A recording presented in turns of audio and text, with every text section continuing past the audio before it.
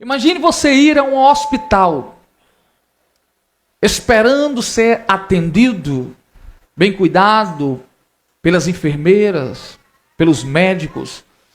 Mas ao entrar dentro do hospital, você vê pessoas fantasiadas, vestidas como palhaços. E você está gemendo com muita dor, transpassado. E eles estão brincando com você. Eles estão zombando de você. Eles estão querendo lhe entreter, mas tudo que você quer é ser curado. Tudo que você quer é que o médico lhe passe uma receita de algum medicamento que vá tratar a sua doença. Ele não tem tempo para isso, porque ele está tentando lhe entreter. Ele quer que você esqueça da sua dor, mas como esquecer de uma dor que está latente, que está lhe incomodando, que está deixando você desconfortável? É sobre isso que eu quero falar nesta noite. A igreja está perdendo a sua essência. Não olhe para frente dessa igreja e veja o nome Batista Getsemane. Hospital. Refúgio. Um lugar de renovo, de refrigério. Este é o propósito deste lugar. Não só deste, mas todos os lugares onde as pessoas se reúnem para buscar ao Senhor. Mas o que está acontecendo com a igreja? O que está acontecendo com os líderes, com os pastores, os ministros do Evangelho? Ontem foi um dia lamentável para a igreja, não só brasileira, mas no mundo inteiro. E nós estamos diante do que aconteceu na Europa. O que está acontecendo no Brasil não é nada de novo. Nós terminamos replicando o comportamento de outras nações. Na Europa, algumas igrejas se tornaram bares. Igrejas antigas se tornaram academias. Prédios suntuosos que outrora eram um lugar de reunião, onde as pessoas buscavam a face do Senhor. Perderam as suas características, as pessoas não vão mais à igreja. Outrora, missionários vinham da Europa, dos Estados Unidos, para evangelizar o Brasil. Hoje, o Brasil se tornou um dos maiores berços missionários do mundo. Mas eu vejo que a igreja que cresce de forma meteórica, até o Brasil Paralelo fez um documentário sobre o cristianismo. Somos mais de 50 milhões de brasileiros que professam essa fé. E a cada dia cresce o número. Mas o que me preocupa é que em muitos ambientes, e eu quero dizer a você que não só em outros ambientes, mas muitas vezes é aqui. Eu não estou falando da minha perfeição, não estou apontando o dedo para todo mundo. Essa mensagem começa como uma espada cortando em mim. Porque inúmeras vezes Deus me repreendeu e disse: essa é a minha casa. Essa é a minha casa. Qual é o problema, irmão? É que nós olhamos para a igreja como um clube social, como um lugar onde nós vamos nos entreter, onde a música é boa, onde existe uma palestra motivacional. Imagine você gemendo com muitas dores e alguém dizendo: eu vou lhe dar uma injeção e vou lhe anestesiar. Mas o que é que você vai fazer quanto à minha dor? Não, a injeção ela vai lhe anestesiar. Não, mas você não vai tratar a causa. Isso é só um efeito. Quando você tem febre, você sabe que isso é um efeito. Precisa tratar a causa para que você seja curado. Mas o que é que acontece nos nossos dias? A causa está sendo colocada de lado. A Bíblia nos fala sobre os falsos mestres que cuidam da superficialidade, das feridas do povo de Deus. Mas eu tenho aqui um compromisso com você, de dizer em alto e bom som, que as feridas muitas vezes estão abertas, nós estamos sangrando, estamos sofrendo. E eu não sei você, mas eu já passei por momentos em que eu estava angustiado. Eu liguei a minha televisão e fui assistir uma série. Quem já maratonou uma série, uma novela, um filme, angustiado? E quando você terminou, você teve uma falsa sensação que você estava se sentindo melhor. Até o próximo dia chegar. E você precisar mais de uma dose de dopamina. O seu cérebro, para que você se sinta mais confortável, para que você se sinta mais feliz. Sabe o que acontece com alguém que é dominado pelas drogas? Pelo álcool, pelo crack, a maconha, a cocaína? Ele sempre precisa de mais uma dose.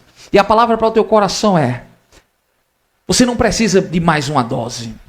Você não precisa mais deste entretenimento, você precisa ser curado. Quem aqui deseja ser curado? Quem aqui deseja ser tratado? Quem aqui deseja ser transformado? Então, se esse é o desejo do seu coração, você está no lugar certo. Aqui nós vamos arrancar o curativo. E como a minha mãe costumava fazer, ela passava o metiolate. E quem é da velha guarda, que sabe o que significa um metiolate, e hoje parece que o metiolate nem arde mais, né? Mas na minha época, irmão, quando eu caía, que eu me machucava, que a minha mãe vinha com aquele vidrinho, eu olhava para ela e dizia: misericórdia, mãe, vai doer mais do que eu. Ela dizia: dói, mas sara. De que adianta, irmão, você está com a ferida encoberta, necrosando? Talvez os seus sentimentos estejam assim, o seu casamento, os seus relacionamentos se encontrem desta maneira. Ninguém tem a coragem de tirar o curativo. Quantas pessoas estavam no dia dos namorados, beijando, abraçando? A minha esposa até brincou, disse: você não postou nenhuma foto? Nossa. Eu disse: minha filha, é porque nós estamos tão bem. Sabe quando a gente está bem, irmão, e a gente não quer mostrar para ninguém que está bem, porque pode ser que alguém olhe e diga: rapaz, eles estão muito felizes, né? E queira. Eu aprendi isso, irmão. Na maioria das vezes, irmão, as fotos que você viu lá foram pessoas que o pau estava quebrando dentro de casa. Eu conheço muitas pessoas assim, é um relato que eu estou fazendo. Hoje mesmo, antes de vir para a igreja, eu fui pegar a irmã Lindalva, passamos em um lugar e um homem estava espancando a sua esposa. Eu parei, voltei, orei por eles, conversei com eles. Ele já tinha sido preso por isso, já estava com a tornozeleira, justamente por causa disso, estava como um reincidente. E muito me entristeceu. E ele olhando para ela, assim, naquela situação, eu fiquei pensando, digo: rapaz, eu acho que você até gosta dela, mas você está sem Deus no seu coração e você está agredindo ela. Então como é que você bate numa flor? Como é que você... Ele olhando: realmente. Sabe, irmão, o dia dos namorados passou e tem muitas mulheres sendo espancadas, sendo violentadas dentro da sua própria casa. Então eu quero que você entenda, irmão, que muitas vezes é necessário arrancar o curativo. Que você pare desta hipocrisia, porque enquanto a hipocrisia é para mostrar aos outros que você está bem, sabe aquele sorriso estampado no rosto, mas a alma sangrando, o coração dilacerado? O problema é quando você começa a acreditar na sua mentira. É quando você diz: eu estou bem, eu estou bem, eu tenho tudo, e você começa a tentar se convencer. O meu pai, ele tem um hábito de se convencer. Por esses dias, eu dei um dinheiro a ele, e o meu filho também, nós presenteamos ele com um valor, e a gente foi para um determinado ambiente, e ele perdeu esse dinheiro. E quando ele voltou, ele disse: meu filho, realmente eu perdi, né, mas... é assim mesmo, a vida é assim. Eu digo: pai, não é assim não. Se eu perder, ele disse: mas vou fazer o quê, meu filho? Aí ele começou a se contentar. Mas depois, realmente, meu filho, eu vou fazer isso, vou fazer aquilo. Eu digo: pai, perdeu, a gente tem que chorar as percas. Você já encontrou alguém chorando, você diz: pare de chorar? A gente tem esse hábito, né, irmão? Por que você está chorando? Irmão, quando eu encontro alguém chorando hoje, eu digo: eu posso chorar com você? Porque, irmão, você não sabe a dor que a pessoa está sentindo. E hoje nós vivemos um tempo em que chorar é errado. E penso num homem chorão, irmão. Eu choro com tudo. Porque eu aprendi que chorar, quando você chora, você coloca para fora os seus sentimentos, que está no seu coração. Então muitas pessoas, elas não choram mais. E quando você chora diante da sociedade, você vê que você é menosprezado, você é chamado de fraco. Você tira uma foto hoje, chorando, e coloca nas suas redes sociais. Não, muitas vezes você está triste. Aí você vai fazer uma selfie, eu mesmo sou assim. Você vê que as minhas selfies nas redes sociais é tudo sorrindo. Você não sabe muitas vezes como é que eu estou naquele momento, mas eu não tenho que passar para o mundo. E não é uma hipocrisia, irmão, mas é porque você muitas vezes tem que entender que existem momentos, existem sentimentos que você tem que guardar no seu coração. A própria Bíblia diz: de tudo que se tem de guardar, guarda o quê? O seu coração. E eu quero convidá-lo, mediante esse texto, a mostrar o seu coração para Deus. A mostrar o seu coração no altar do Senhor, na presença do Senhor. Porque se você entregar o seu coração ao seu amigo, ao seu cônjuge, ao seu namorado, ao seu esposo, irmão, ele vai pisar com os 2 pés. Ele não sabe lidar com algo tão precioso. E se você tiver o coração de alguém nas mãos, não pense que você vai fazer diferente, não. Agora, Deus, ele sabe lidar com o seu coração, com as suas emoções, com os seus sentimentos. Então, será que você pode olhar para esse texto hoje e entender que precisamos buscar a face do Senhor como a igreja primitiva um dia buscou? Ontem, milhares de pessoas se reuniram em igrejas. Muitas igrejas têm grandes telões. E o jogo do Brasil foi transmitido. E no lugar de cultuarmos, de adorarmos a Deus, e aqui eu quero pontuar, nada contra, eu também assisti o jogo do Brasil. Torci, lamentável, né, que teve um empate, mas eu também torci, não tem um problema quanto a isso. O problema é quando isso é colocado como uma ferramenta para atrair um público. Será que Deus ele está sofrendo? Ele está com tantos problemas assim que ele não tem força mais na sua palavra. O seu espírito não tem mais poder para convencer o homem do pecado, da justiça e do juízo. E nós temos que se utilizar de tanto entretenimento, de tanta distração. Lembre-se do que eu falei no início. E você chegando a um hospital e ao invés de um médico vir lhe atender, um palhaço vir lhe entreter. Vai ter agora, irmão, o Arraial Gospel em muitas igrejas. Eu já participei. Igrejas que eu congreguei tinham Arraial Gospel.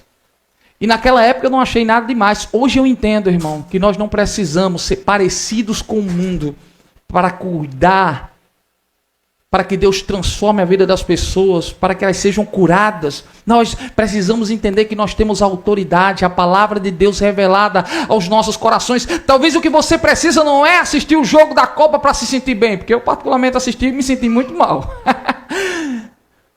Talvez o que você precisa, teve pessoas que infartaram, você ficou sabendo? Teve pessoas que infartaram, de tanta tensão, tanta preocupação. Você não precisa de um arraial, de um arrasta-pé, de uma dança. Você precisa de Jesus. Talvez você tenha tudo isso. Ontem eu fui para um shopping, minha esposa perguntou a Diogo. Disse, a gente vai para o shopping, você quer comer um lanche? Você quer comer um hambúrguer? Ele disse, não mãe, se eu comer eu vou continuar com fome. Eu quero comer feijão. E eu disse, meus parabéns, meu querido.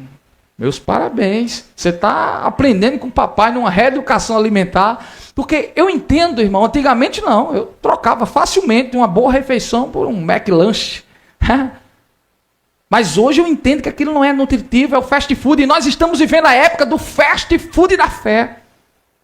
A fé está sendo ridicularizada. Por esses dias tinha um pastor vestido de chapolim colorado. No púlpito da igreja, pregando a palavra. Tudo isso para atrair os jovens. E aqui eu estou dizendo coisas para você, irmão, que eu não vou citar nesta noite. O tempo não nos permitiria, mas eu já cometi muitos erros. Tudo que eu estou falando aqui, irmão, para você, eu fiz pior. Eu sou pastor já há muito tempo, já pastorei muitas congregações. Você não tem noção do que eu já fiz para lidar com jovens, com casais. E tudo isso eu pensava que eu estava fazendo bem às pessoas, mas eu via as pessoas sendo destruídas. Eu entendia que só a palavra, só Jesus tinha poder para mudar a vida delas. O evangelho, ele é puro e simples. A igreja não pode crescer. Ela não pode se tornar um navio como o Titanic, com muito entretenimento. A igreja é um bote salva-vida, você entende isso? A igreja é para aqueles que estão desesperados, para aqueles que estão angustiados, os que estão oprimidos, os que estão escravizados pelo pecado. Você se encontra assim, você veio ao lugar certo. Não, pastor, eu estou bem, eu não preciso de tudo isso, não. Então você veio ao lugar errado. Porque só vem aqui, irmão, escuta o que eu vou lhe dizer. Quem está em total desespero, quem buscou lá fora e nada encontrou, e veio à presença do Senhor para preencher a lacuna, o vazio que há no seu coração. Atos, no capítulo 2, a partir do versículo 42, a palavra do Senhor nos diz assim: e perseveravam na doutrina dos apóstolos, na comunhão, no partir do pão e nas orações. Em toda a alma havia temor, e muitas maravilhas e sinais se faziam pelos apóstolos. Todos que criam estavam juntos e tinham tudo em comum. Vendiam suas propriedades e bens e repartiam com todos, segundo as necessidades de cada um. Perseverando unânimes todos os dias no templo e partindo o pão em casa, comiam juntos com alegria e singeleza de coração, louvando a Deus e caindo na graça de todo o povo. E todos os dias acrescentava o Senhor à igreja aqueles que se haviam de salvar. Esse texto, ele retrata claramente como vivia os primeiros cristãos depois que Cristo subiu ressurreto aos céus. Algumas características, algumas evidências são notáveis e não podem ser ignoradas. Existe uma essência. Algumas pessoas dizem, mas assim como a água, ela não tem prazo de validade. E na garrafa você encontra o prazo de validade. O prazo de validade não é da água, é da garrafa. É do plástico. A água, ela permanece intacta durante gerações. Mas o plástico tem uma validade. A água, quando ela é armazenada. Então as pessoas dizem, o que é que acontece? O evangelho é o mesmo, a essência é o mesmo, mas nós mudamos a embalagem para se tornar mais atraente, para se tornar mais perspicaz, para que tenha um poder maior de convencimento. Mas o que eu vejo nos nossos dias, eu não sei se você tem observado, mas as seitas que estão pregando heresias, que afrontam ao Deus Todo-Poderoso, estão crescendo de uma forma meteórica. Nunca se viu um tempo em que as pessoas que estão pregando a mentira estão se sobrepujando àqueles que andam com a verdade. Você sabe por quê? Eles entenderam que passou-se os dias, os anos, milhares de anos se passaram. O ser humano está rodeado por muitas distrações, mas a forma, o método para convencê-lo continua o mesmo. Você lembra daqueles vendedores que saíam de porta em porta? Aqueles que perturbavam você até você comprar alguma coisa? Você percebe nos dias de hoje que muitas seitas não descansam. Você anda pelas ruas e você vê eles para cima e para baixo, trabalhando como umas formiguinhas, entrando de casa em casa. E se você não botar para fora, irmão, ele vai ficar na sua casa de manhã, de tarde, de noite. Ele chega para o café, ele fica para o almoço. Enquanto ele não converter você para a sua religião, ele não sossega. E a Bíblia diz que são pessoas que atravessam mares. A maioria vem até de outros países. Vão para terras longínquas. E quando convertem alguém para a sua religião, fazem esta pessoa 2 vezes mais merecedora do inferno. E o que a igreja está fazendo? Na contrapartida, ao invés de manter a sua essência, a sua simplicidade, a igreja se tornou o Titanic que vai naufragar. O que eu estou dizendo hoje, talvez você ignore, você diga, não, o que esse pastor está falando é insanidade, é loucura. Você vai ver grandes igrejas fechando. E templos suntuosos se tornando academias, se tornando boates, bares. O que aconteceu lá fora, irmão, está prestes a acontecer no nosso Brasil. Porque o liberalismo, onde tudo é permitido para atrair, as pessoas não estão sendo convertidas, elas estão sendo convencidas. Elas não vão para Jesus porque elas querem Jesus.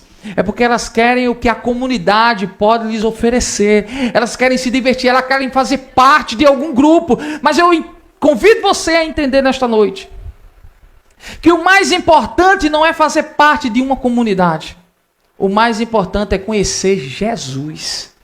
O mais importante não é ter o seu nome no hall de membros da igreja, não. O mais importante é ter o seu nome no livro da vida lá nos céus.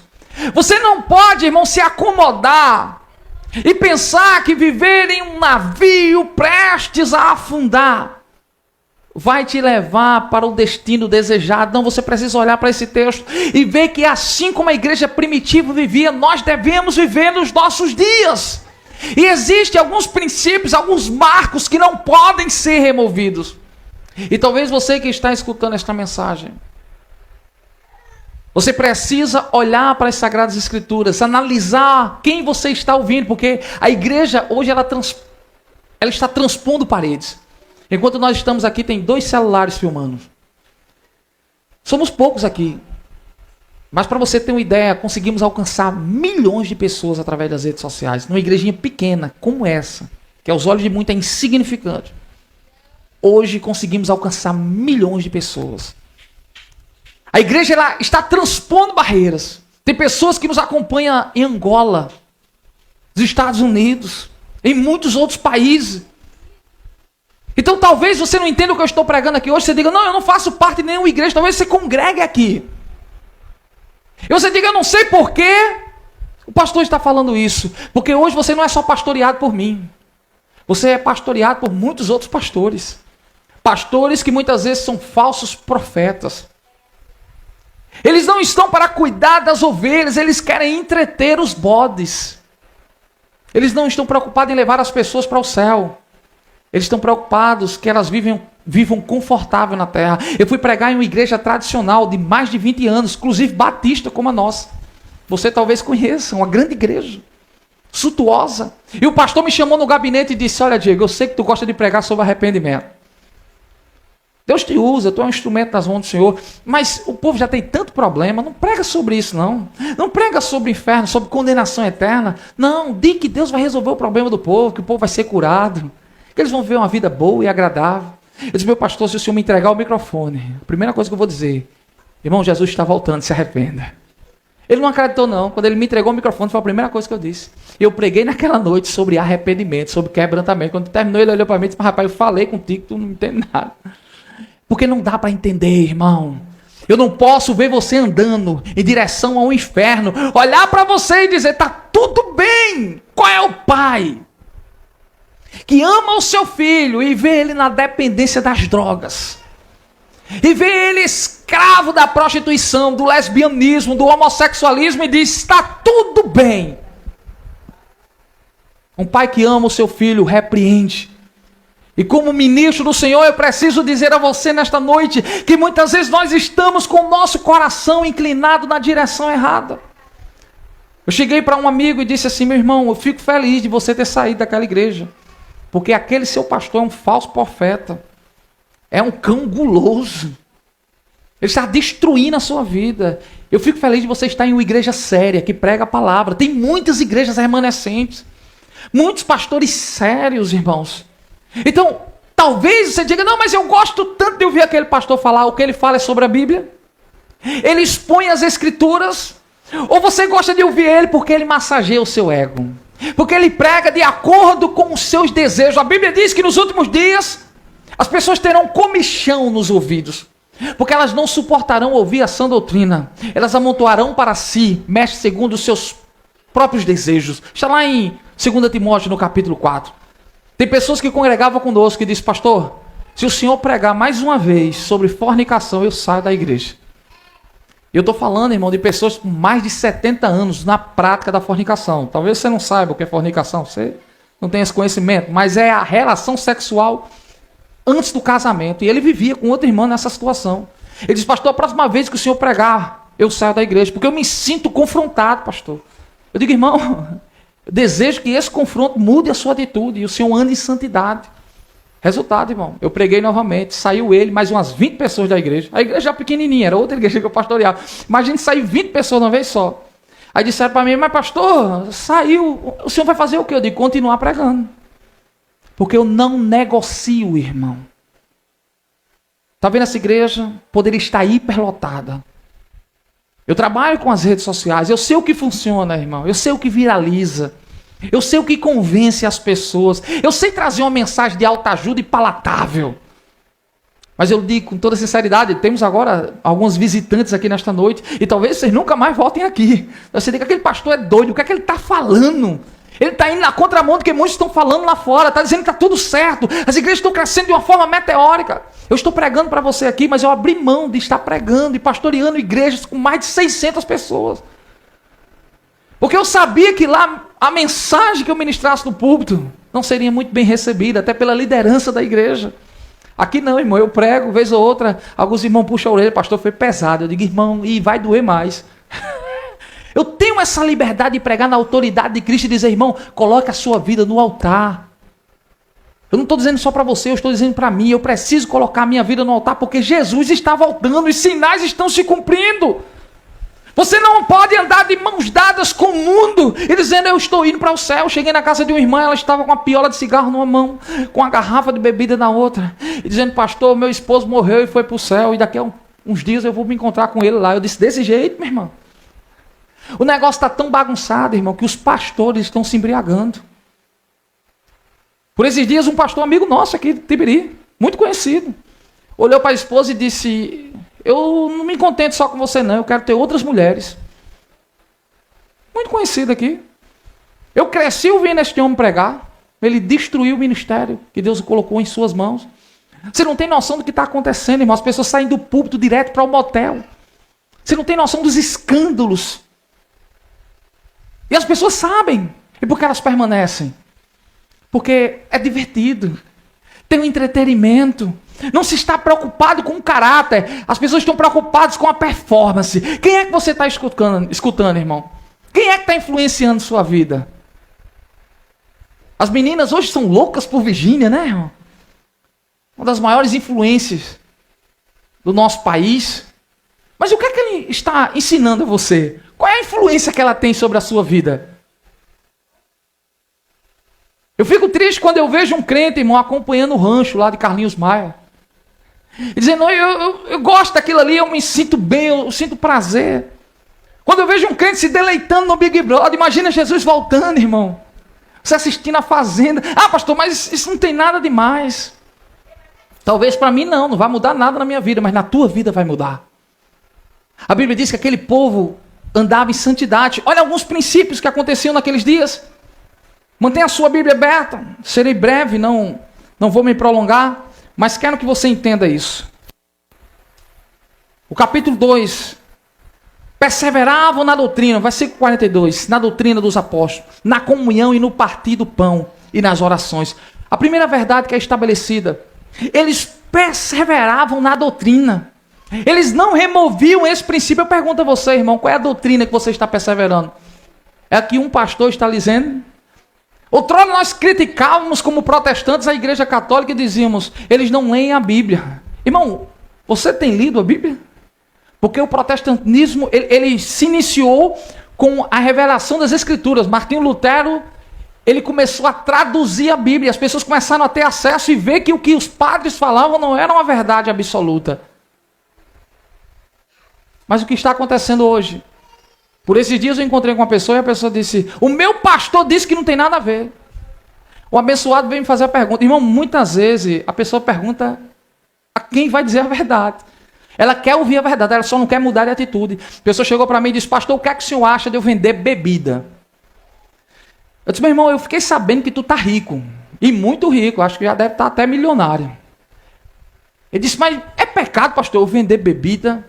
Eu disse, meu irmão, tu vende bebida para sustentar a tua família? É, também, né, pastor? Eu digo, e por que você está me perguntando, irmão? Você não tem um pastor? Ele disse, não, mas meu pastor disse que está certo. Eu vou para o céu assim, não tem problema nenhum não, vender bebida não. Eu disse, meu irmão, a Bíblia diz que nós não devemos dar de beber ao nosso irmão. Você tem noção de quantas famílias estão sendo destruídas através da sua empresa? Ele disse, não, pastor, mas não é bem assim não. Eu digo, irmão, tu é um traficante legalizado. Tu é igual o que vende crack, vende a cocaína, só que tu vende uma droga pior, legalizada, que as pessoas consomem abertamente. Não, pastor, não dá para entender o senhor não. Irmão, um crente se sustentando da bebida. E os pastores dizendo a ele, irmãos, dê o seu dízimo, Deus vai lhe honrar, Deus vai lhe abençoar. É isso que acontece dentro das igrejas. Os traficantes dando o dízimo do tráfico. Quantos me procuraram, pastor, escolha o terreno aí que eu vou lhe dar um terreno para o senhor construir a igreja. Eu digo, não, meu irmão, é terreno de sangue. O teu dinheiro é de sangue. Não, pastor, eu quero dar uma oferta na sua igreja. Eu digo, não, irmão, o lugar para você dar oferta não é lá, não. Vá converter o seu coração, vai entregar a sua vida a Jesus. Mas o que é que está acontecendo hoje, irmão? Você está vendo o que os políticos fazem? Lavando dinheiro dentro da igreja. Vez ou outra é um escândalo milionário. Por quê, irmão? Porque muitos estão deslumbrados com a glória deste mundo. Eu fico triste em ver que está chegando a campanha política e muitos sacerdotes estão abrindo mão do seu ministério. Muitos cantores, ministros do evangelho usados por Deus. Não, agora eu sou legislador, agora eu quero ser deputado para cuidar do nosso Brasil, da nossa pátria, porque eu amo a nossa pátria. Irmão, a tua pátria é essa? Porque a minha não é.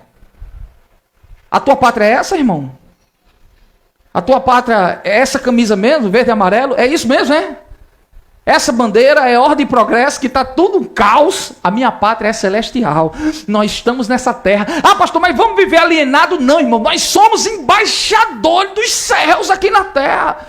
E não tem posição maior que nós possamos ocupar do que a de embaixadores. E as pessoas estão abrindo mão de tudo isso porque elas querem governar. Você tem noção da bancada evangélica? Eu não sou contra, irmão.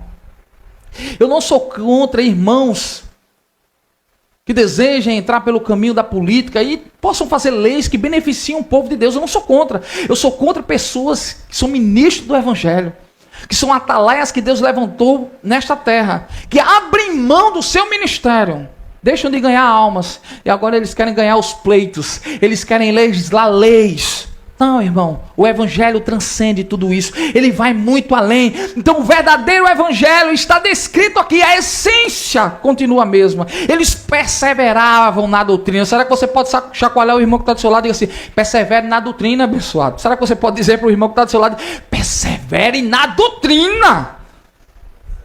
Porque se você não perseverar, irmão, e não é a doutrina do seu pastor, não.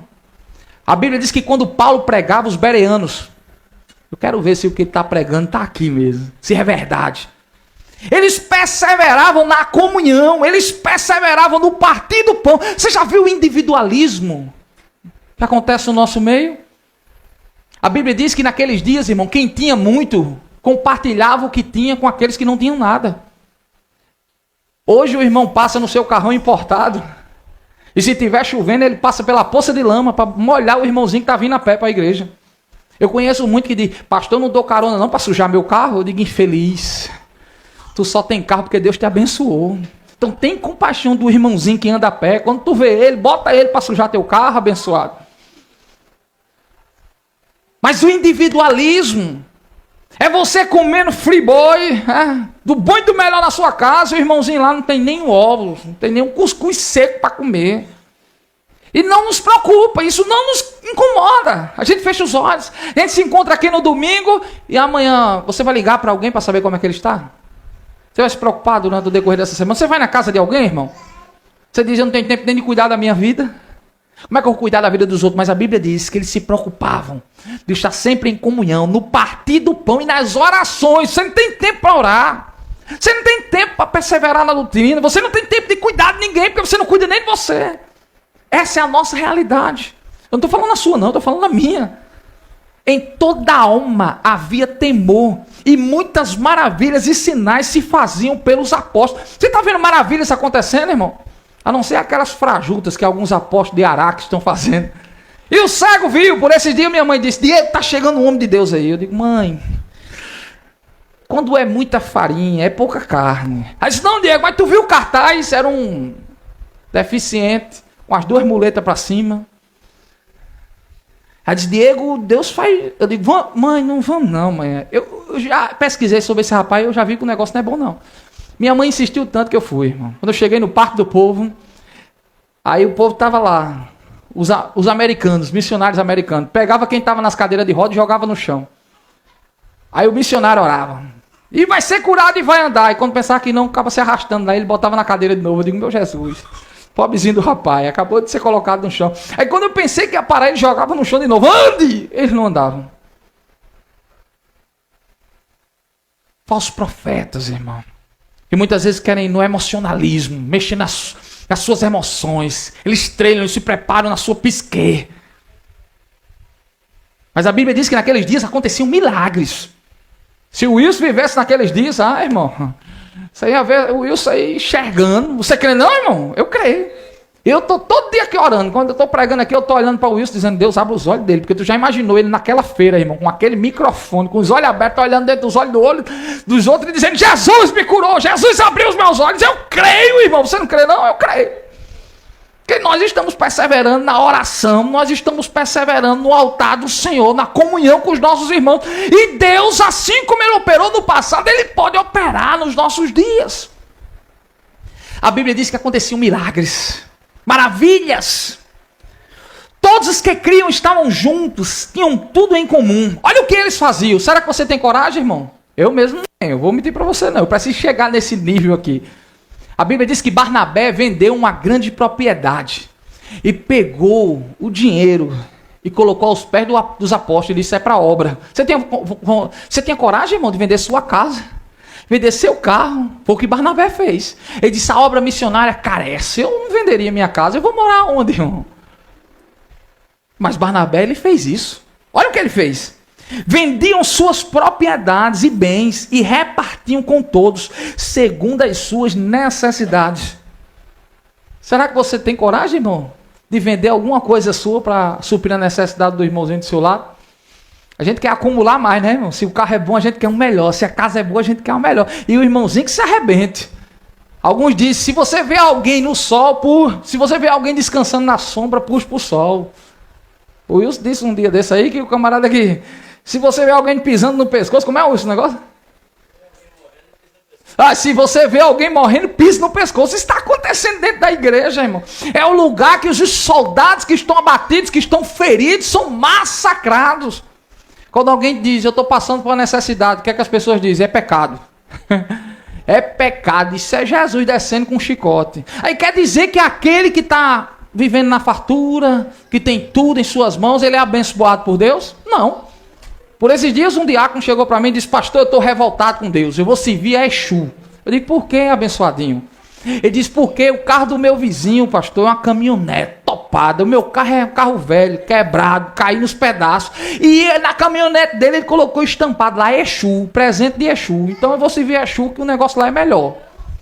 Irmão, quem serve a Deus por interesse, por ganhos materiais, vai servir a Satanás por um salário melhor. Quantas pessoas estão deixando de estar na presença do Senhor para estar no mundo?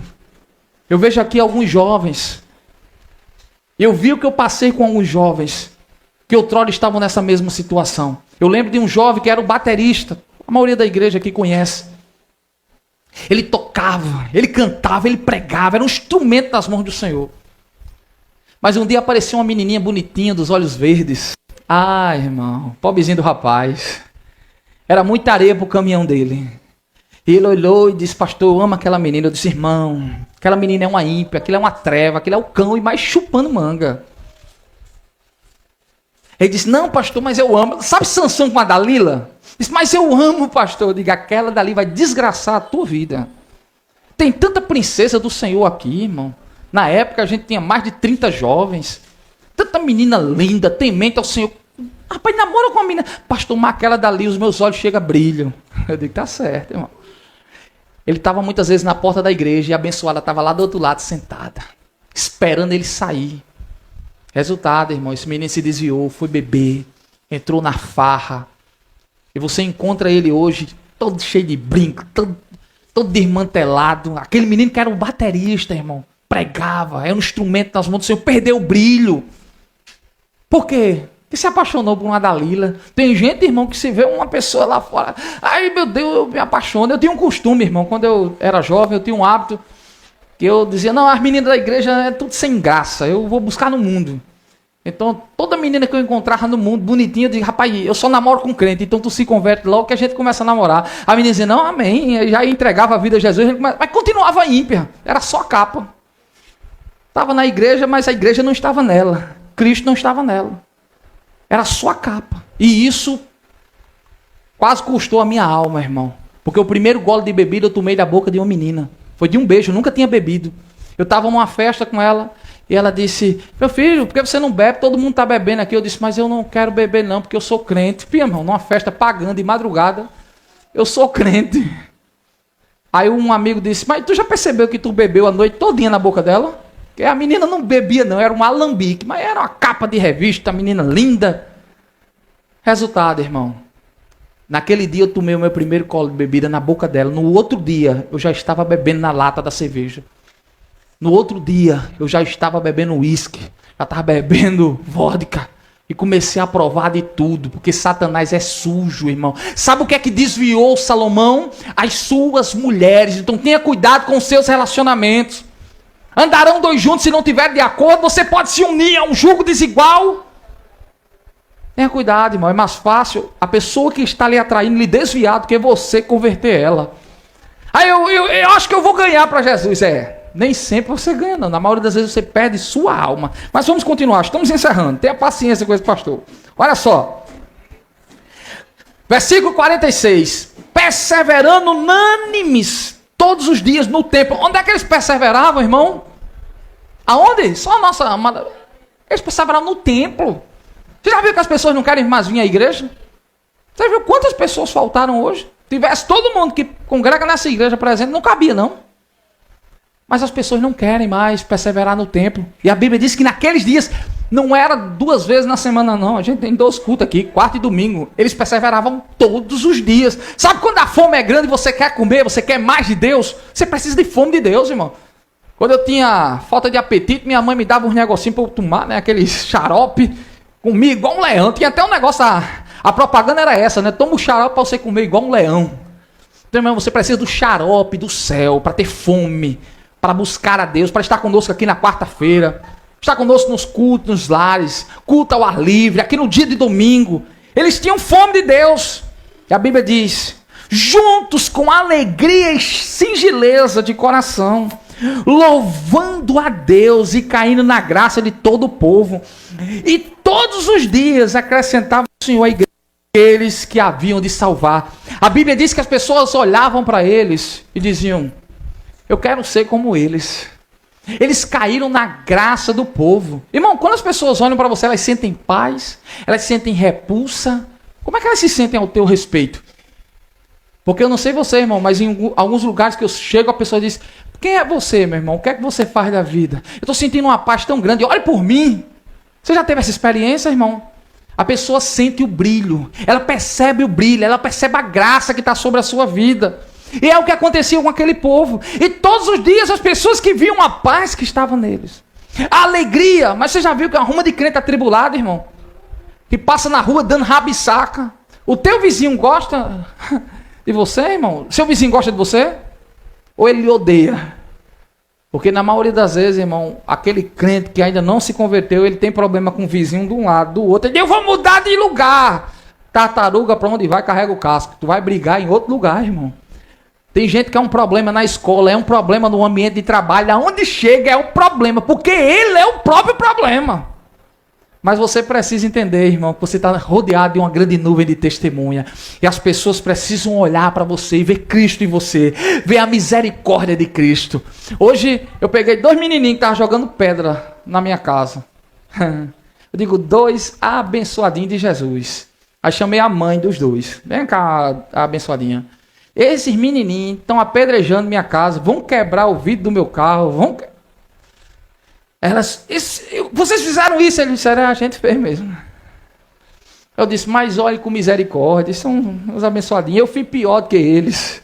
E realmente eu fiz, irmão, porque era traquino. Se tem a misericórdia dele, olha quando nós somos cristãos. Porque se eu fosse alguém que não tivesse Cristo no meu coração, eu dizia, dê logo uma surra nesses meninos, para eles nunca mais fazer isso, porque se vocês não derem, eu vou dar, quando pegar, eu dou uma lapada nele para ele não jogar pedra na cara dos outros. Quem não tem misericórdia, irmão, não age com misericórdia. Mas quem tem Cristo no coração, você só pode dar o que você tem. Você pode esperar bons frutos de um espinheiro.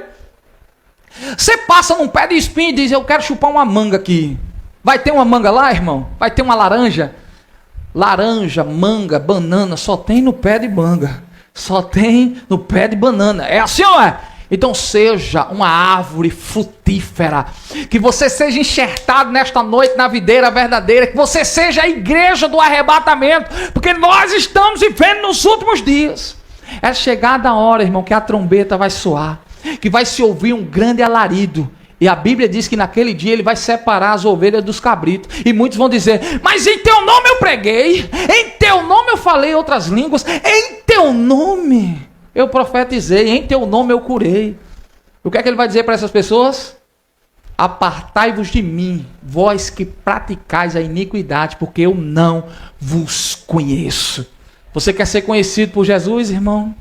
Você quer ser amigo dele? Então tire hoje, arranque o curativo. Isso aqui não é um navio de entretenimento. O Titanic afundou na sua primeira viagem. Mas nós iremos navegar nestas águas turbulentas até as mansões celestiais. Amém? Coloque a mão no seu coração, eu quero orar por você. E se talvez você esteja sendo seduzido por estas mensagens adocicadas, saiba, irmão, que você precisa mudar. No nosso canal e em muitos outros canais de pregadores que pregam a verdade, tem mensagens edificantes que confrontam o seu coração. Não fique ouvindo essa mensagem, irmão, que massageia o seu ego dizendo que tudo está dando certo, não. Procure escutar mensagens que edifiquem a sua alma, que façam você se tornar mais sábio. Deus, eu creio no poder que há na tua palavra. Estamos vivendo dias difíceis em que a igreja tem perdido a sua identidade. A igreja está perdendo a sua essência, mas nós precisamos voltar ao primeiro amor. Nós precisamos lembrar de como viveu a igreja primitiva, as características que tinham impressas sobre elas. Oh Pai, eu peço a Ti, visite os corações dos Teus servos, que agora sinceramente dizem, eu quero viver o verdadeiro evangelho. Eu quero sacrificar, crucificar todos os dias a minha carne. Eu quero negar a mim mesmo. Eu quero entrar nas mansões celestiais, onde o Senhor vir. Alguém, Pai, quebrantado, alguém renunciando às suas vontades, reconhecendo as suas miserabilidades, tenha misericórdia de suas vidas, ó Pai, estenda a sua mão, aonde houver um coração quebrantado, humilhado, ó Pai, que o Senhor coloque de pé, que o Senhor dê forças para caminhar em santidade, que tenha uma vida irrepreensível, que dê um bom testemunho, ó Pai, e que faça parte da igreja que será arrebatada para honra e glória do Teu santo nome, e todos digam. Você crê, irmão, que você é a igreja do Apocalipse? A igreja que vai ser arrebatada? Que você todos os dias pense. Tem duas qualidades de igreja. A igreja que vai ficar, irmão. Tem igreja que quando Jesus voltar vai continuar assim. Agora eu acredito, irmão, que quando Jesus voltar, essa igreja vai subir. Você crê, irmão? Porque eu creio. Todos os dias quando você chega aqui, você encontra um pastor dizendo, ei, irmãozinho, se arrependa, abençoado de Jesus. Se arrependa, porque essa é a obrigação de todo pastor, de todo servo do Altíssimo. Eu não posso anestesiar você. Se você não entendeu nada dessa mensagem, saia daqui entendendo. Você quer chegar no hospital e ser recebido por um palhaço? Quem quer? Levanta a mão aí, por favor. Você gosta do palhaço rindo de você enquanto você está sentindo dor? Ah, né, irmão? Tem gente até que tem medo de palhaço, aquele negócio meio pintado, né? Um negócio... Você, quando chegar no hospital, que é a casa do Senhor, é um lugar de refrigério, que você encontre pessoas sérias no púlpito, anunciando as boas novas, que possam mudar a sua vida.